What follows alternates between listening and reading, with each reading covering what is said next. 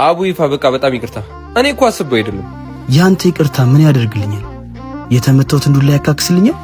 ኤፊ ሁለተኛ እንደዚህ ነገር አይለመደኝም። ጓደኛ አይደለው እንዴ? ቆይ ምንድነው እንደዚህ? አቦቶኝ በቃ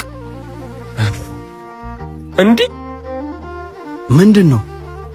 እዛ ጋር ያለችው ልጅ ክላስሜቴ ነበረች እና ምን ለውጣለሁ?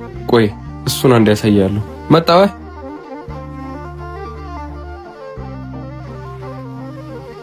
ረዲና እንዴ ናቲ? አረረ የጠፋ ሰው ይላል። አጭ ደህና ነህ? እንዴት ነሽ? እባክሽ ጠፋክ። ኧረ ምን አባቴ እጠፋለሁ። እኔ የምልሽ ለአንድ ለአስቸኳይ ጉዳይ ፈልጌሽ ነበር።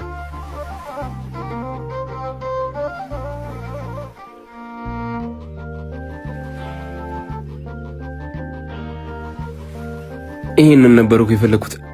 እና እንዴት ነሽ አንቺ?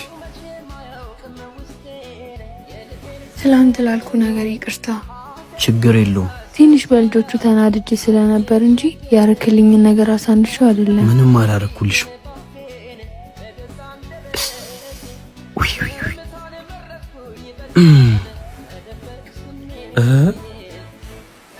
ተመቻችቶ እየወሩ ባልሆነ እንዴ ያውራ ቀና እንዴ? እኔስ ፍላጎቴ እሱ አይደል እንዴ?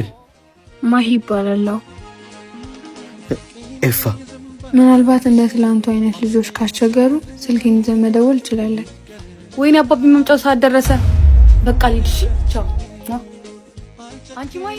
እሺ 09 ማሂ ቶሎ በኔ እንሂድ። መሄድ ሳይኖርብኝ አይቀርም እንዴ? ስልክሽን ሳሰጪኝ እድል ነው እንግዲህ። ነይ በእናትሽ ቶሎ ቢያባቢ እየደወለ ነው። ብቻ አልሰመረም እንዳትለኝ ስታስቃት አይቻለሁ።